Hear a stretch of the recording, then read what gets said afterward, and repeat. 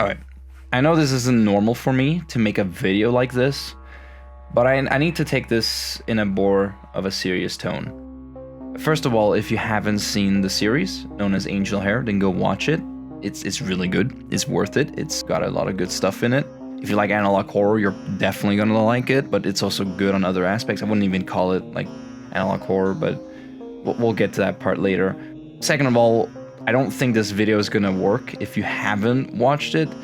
This is my first time making a video essay style video, but I'm not gonna be totally analytical here. It's actually more of a focus on how this series spoke to me and how these, at least the first 6 tapes, felt like a really personal journey. I know this sounds pretentious, and I don't want to have anything sound pretentious. It's just I'm really passionate about how this series is, and it really spoke to me in a way that I really want to explain to people. Now, I might throw in a few comedy bits, but it's not the focus. I'm honestly going to try to keep this as serious as possible as I can. So, yeah, enjoy watching this video.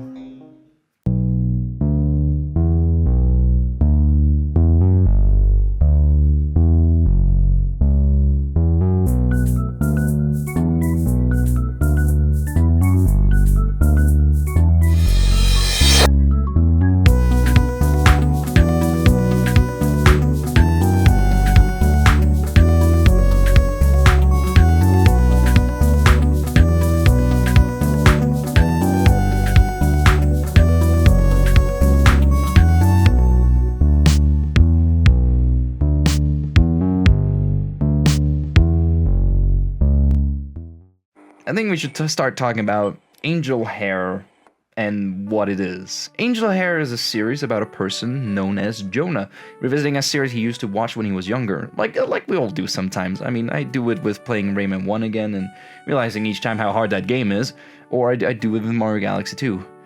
Yes, I am that kind of a fan. Don't judge me, I didn't play much of the first game.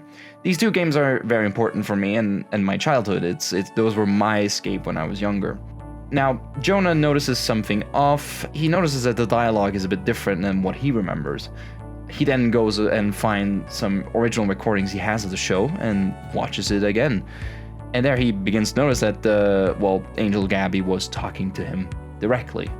Now, this is the premise of the series. This is like the groundwork. It's finding out how and why Jonah forgot this, but mainly it's also about this discovery of how Jonah can get his angel back. It's a series about rediscovering your childhood, finding the nostalgia in something you haven't really experienced in a while, really trying to connect with the old self you have. I remember when I moved back to Denmark and replayed Rayman 1. Now, it wasn't the PS1 version of the game that I replayed, but it was the PC version. But I replayed it because it reminded me of when I was playing it when I was 5. It was like taking a trip back to like the good old days, like a time machine travel. And I think we all recognize that good old bittersweet memory from our childhood. What I honestly want to focus on is the relationship between Angel Gabby and Jonah, and especially how much I could relate to that relationship and how I could like see a lot of myself in like what's going on here. Going through the tapes, Jonah begins to recall more of his past, like the fact he had a father, and most likely an abusive father. There's a lot of signs that, the father was apparently going to shoot both his wife and Jonah. I mean, he had an active gun. And one of the tapes, Angel Gabby kind of instructs Jonah on how to, like, dearm the gun and put it somewhere where the father most likely can't find it. It pretty much hints towards something definitely not being well in this household. But Angel Gabby here is here to like help the entire situation.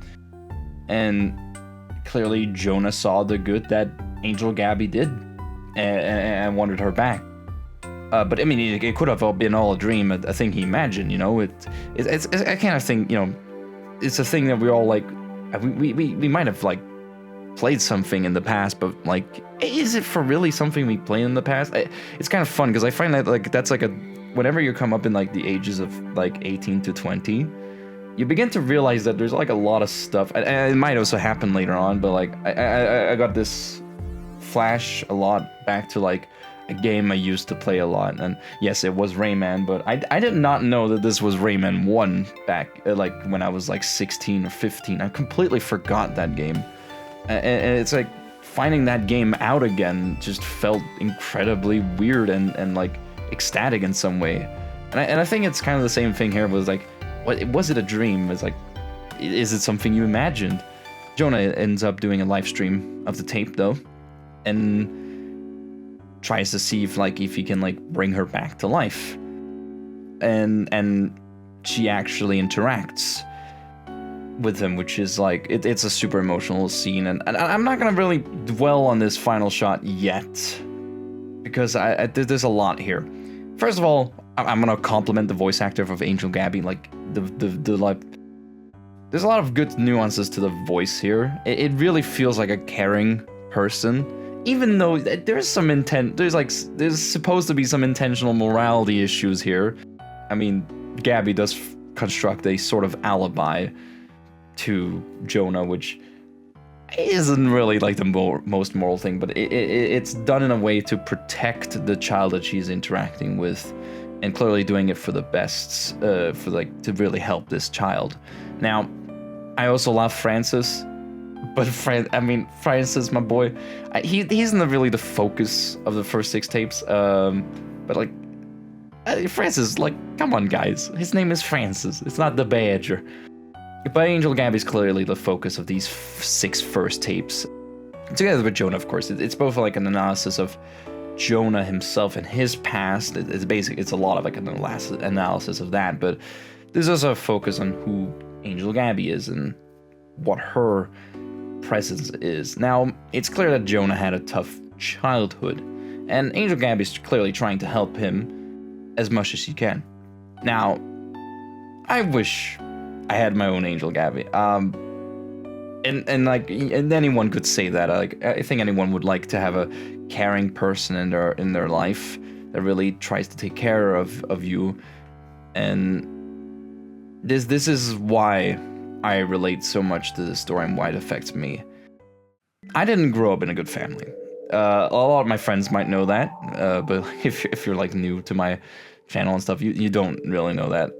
I think there's like a common thing with children where it's like a lot of children don't want to go to school because they like being home, and it's like home is their safe space.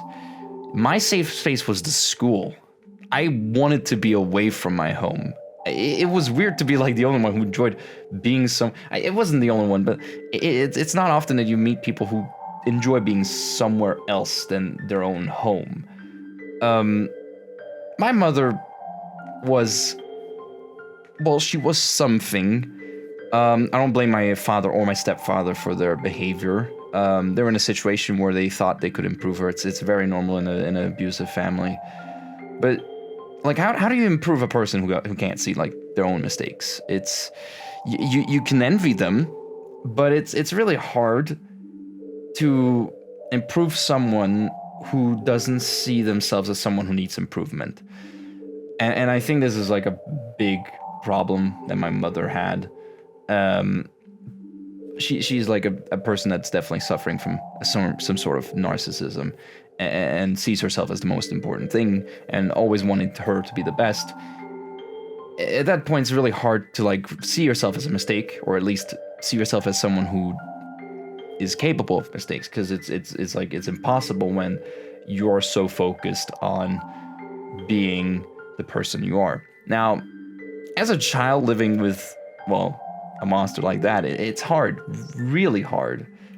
However, I can relate to what Jonah's been through because it's very similar to what I've been through. Maybe not to like gun violence at that point. Fair enough, we lived in Canada, so guns aren't such a big issue compared to America, but it still wasn't comfortable, and Angel Gabby just ends up being a sort of comfort character for me. Like, I wanted to have an Angel Gabby in my life that could have helped me. But watching this series, it also kind of made me think of my siblings. And I can kind of get what Gabby's doing. My siblings have to go through, like, they're still living with my mother, and they have gone through the same stuff as I have. And I mean, of course, I was the black sheep when I lived there, and I was like the scapegoat, always being blamed for stuff. Like whenever my mother and my stepfather would have a discussion or like more of a fight, I would be the blame. Like, oh, it's yeah, we were fighting because, oh, you got bad grades. And like, no, of course that's not what was happening. But that was what their excuse was, to punish me for them fighting. But this wouldn't just be limited to me, though. My mother's rage could easily extend over my siblings. I mean, my little sister has been thrown down the stairs a few times, and I was the one that was there to comfort them when that happened. When I first watched this series, I wanted to have my own guardian angel. This series made me see, though, that in myself, I was actually kind of a guardian angel for my siblings. When I moved away from them, I couldn't stop thinking about them, about what I did to them. Like, that was a sort of punishment, even though, gonna be frank, moving away from my mother is by far the best thing that's happened in my life. Like, the fact that I can be able to do my own stuff, really discover who I am as a person, be able to see what I can do without having her looming over and forcing me to be someone, it was game-changing for me. But I left my siblings, and it's really hard to get over that feeling after, like, of just, you know, kind of just getting them lost from your life. And I didn't really have an opportunity to contact them because I didn't want to talk with my mother or my stepfather at that point. But like, after 5 years of not talking to my little brother, I finally got to talk to him again from a different situation. Like, in the final scene of the first season, I'm gonna call them seasons. I know they're divided into like tapes and then case, but I want to call them seasons. In the final part of season 1, in tape 6, it ends with Angel Gabby finally breaking a bit of the more set animation she has and getting this fluid animation and jumping to the front of the screen and then going up to the screen and saying, "Just look how well you've grown." This is what I wish to say to my siblings when they finally grow up to be older. This final scene tears me up. It feels so personal. Tape 6 is honestly a masterpiece in my eyes. And I mean, yes, this entire series is really short. It's not really long, but I think it goes in a length where it just ends perfectly. You've had this entire journey with Jonah, and here we are finally getting back the angel that he was talking about before and didn't know he forgot about. And it feels so personal. And I think a lot of people can relate in a way where it's like, yeah, this is relatable in a way where it's like, I've gotten back something from my childhood that I've missed. Like, oh, it's like I've met like an old friend that I haven't seen in such a long time, and it's connecting, and I can see how they've grown. But like, something about this just caught me in a different way. It felt not only like it spoke to me personally as someone who has been through the same thing, and I would say I'm definitely a way better person than I used to be. I used to be a bit of a, well, I mean, I hated myself a lot due to all the negligence and always being blamed for everything. I always saw myself as a mistake and kind of had a low self-esteem issue and trying to see myself as an issue in everything. I've gotten away from a lot of that. There's still some of it looming around, which, yeah, I just don't really think it's something I can escape completely, since it is still a part of me that I've experienced, and I've definitely come away from it. And having that final sentence being like, look at how well you've grown, it felt like I was being talked to. Angel Gabby has become my comfort character. I mean, unironically, she kind of got me into drawing again, and a lot actually. It's kind of cool to it's actually kind of cool to see the makers behind this series, at least one of them, liking my drawings. And I honestly, thanks EastPatch. You've also liked the intro I made for this video, which like I wasn't expecting that. I was at the drawings, I could see why, but I wasn't expecting that, honestly. Like, I honestly mainly put it out to like just mainly like tease the next thing I was working on, and also showing off like that I was trying to do something completely new to my friends, and it's kind of cool to see the creator appreciate this. And not only was the casting for Angel Gabby perfect, her design works. It's really cute, and it works for that aesthetic they're going for. And I think she's gonna be a comfort character for a lot of people. I think it's fun to see this series being called an analog horror. I mean, it's been covered by a lot of big horror-centric YouTubers like Nightmine, and I think another one covered it. I don't remember their name, but they also covered Petscop. So it's kind of fun seeing this little analog horror series being covered by so many big horror YouTubers. And I found this via Nightmind, and I'm sad I didn't find this a year ago, where it first came out. I'm also a bit sad I didn't find this before they were selling the Angel Hare plush. I am going to get one. I hope they're making a third batch in January, because I will buy it. I will get it. I want an angel I want an angel to hug. You've made me want to hug an angel. That is.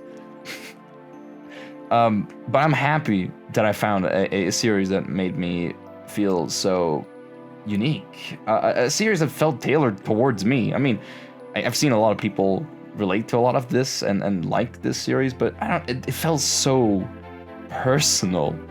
And a series that didn't feel like analog horror at all. Like, I've seen a lot of analog horror. I've made a video about analog horror, making fun of the tropes it has, and I was having fun with that video. I was honestly talking about what I like about analog horror. I was kind of making fun about the tropes in it and all that, being like in my own humor. But when I watched this, I like the analog horror feel is definitely there, but this I wouldn't call this actual horror, at least not in that way. And it is not to demean the series. I think this series is more of a bittersweet analog mystery type of thing. I think that's better for me to classify it like that. It's definitely good to classify as a analog horror in a more generic way, but I really think it fits more into like some bittersweet mystery, because it has more of a feel of someone discovering something, and it's very bittersweet. And I'm happy that it ended on such a great note. I don't think that it could not. I don't think it could have ended in any other way than this. I don't think this is the best way it could have ended. Now, you might ask, for the last around 20 minutes of talking that I've been like gushing about how great this series is, why haven't I talked about season 2? Season 2 is really good. Season 2 is great, but it didn't really hit me in the same emotional place. And I think a lot of that has to do with the theming of the season and how it still ends on a really wholesome note, but clearly season 2 has a different theme going for it compared to season 1. In my opinion, I think season 2 has more about Gabby learning not being perfect is fine, learning that she cannot help everyone at the same time, and that she needs to be wary of her own health too. I think season 2 is more about that, trying to like let go of a sort of obsession and trying to like work through stuff a bit differently when you're older. Season 2 in general felt a bit different from the theme we had in season 1. The Chaos Files are also laid more as a mystery, which, yeah, the tapes were also a mystery, but this clearly feels more detective-like mystery. We get introduced to Zagzagel, or Zaggy, or however you would like to call this character. I call him Zaxagil, which I think is from another series before being part of, like, I'm assuming, I've seen people say that he's like, oh, he's like, he got taken from this other series and then put into Angel Hair, but I honestly think more like he managed to transfer himself into Angel Hair somehow. I don't honestly entirely get how it works, but in this case, Gabby's apparently gone missing in season 2, and Angel Zaxagil has taken over. And I'm not gonna lie, I like this guy's attitude. I just love how he just casually goes on with the episodes, even though he's like clearly not interested, and just casually unpauses the stream. Like, damn, how can you do that? Zaxagil is such an amazing character. And then Francis also gets a bit more, he actually gets a bit more character here. Like, it's kind of fun how he gets joked with his name being forgotten in season 1, because he didn't really do much in season 1, but luckily I'm happy that he got a bit more of his own role here, even though it's mainly as comedic relief. But I do like that Francis got a bit more attention, because Francis is also a really good character in his own right. Like, he's got some fun moments to him, and even though he's like a very scared coward person badger who needs to like figure out how to interact with people, and he's generally like the character that you have in like a child show that clearly is flawed but is trying to do their best to. They're the character that's there to facilitate the helper character to help children. They're there to set up the problem so the helper character can help. That's why in season 1 that Francis didn't really play a big role, unless you're talking about the non-canon stuff being the letters. Which, yeah, in that case, he does get a bit more of a character, and I do like a lot of the segments there. But I don't have an issue with him not really being the focus in season 1. About season 2, I think season 1 deviated like from the analog horror style, and it tried to do a lot of things that analog horror did, and then do them a bit differently, which is why I think it worked so well. Season 2 is straight up just a noir series. Like, they even changed cartoon styles halfway through, and it's just a detective noir story, and I love it for that. I think it works great in that way. I think my only complaint for season 2 would be that we did not see enough of Angel Gabby. But as I said, as my comfort character, it's kind of a shame that she's not a lot here, and she's mainly only in the last episode. Which, fine, it works for the mystery that it's setting up, it works for like what happened to her when they find her. Season 2 is definitely more about the mystery of not only how these characters interact with our world, but also what happened to Angel Gabby. The finale of season 2 is really good. It doesn't get me up to tears. Like, it doesn't get me to tear up as much as season 1's finale does, but it's close. You get to see Gabby split between many windows, and it's like a perfect representation of how she got split up trying to help all the kids on the internet. Basically, like, trying to help internet. And, you know, there's like, the one thing is, like, being on a television broadcast is fine, because, like, then it's, like, monitored, and it's like, oh, it's only this time of hour.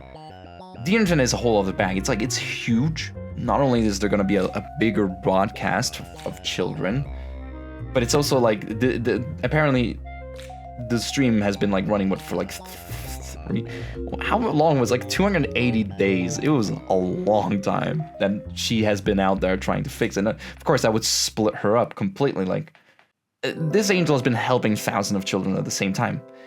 You can clearly get a feel that she, like, is exhausted and stuck in these fragments. Like, she clearly has been, like, split apart and is, like, doesn't really know what to do.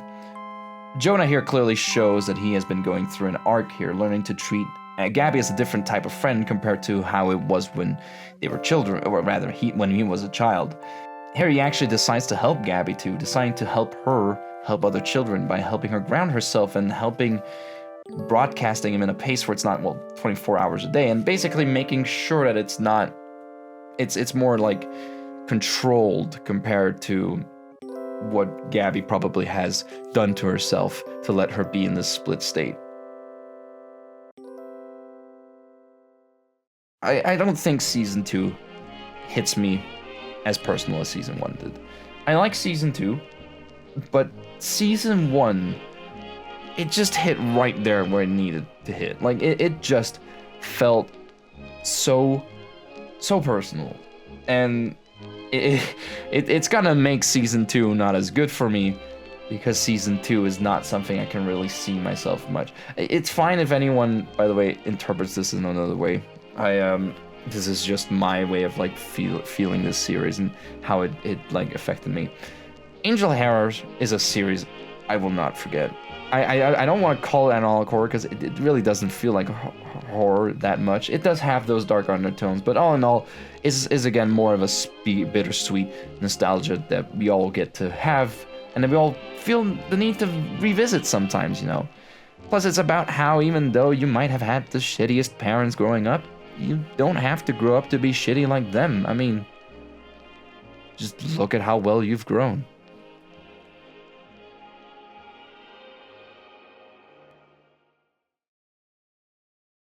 Thanks for watching. Sorry, this again was a bit more of a serious video, but I really need to talk about this in a way that felt honest. I probably will not make a video like this again.